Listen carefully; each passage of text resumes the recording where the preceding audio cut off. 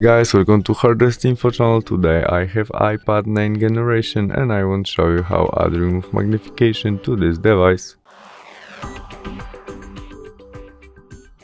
To do it, open your settings application, in it accessibility, and there we choose our zoom.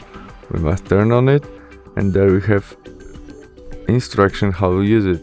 When we double touch using 3 finger, we can activate our zoom menu and we can zoom on and zoom out using this part. You can change position of your zoom, tap on this in this part and change position of our zoom.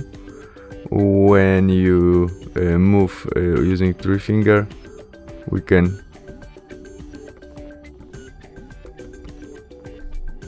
change position in our zoom part.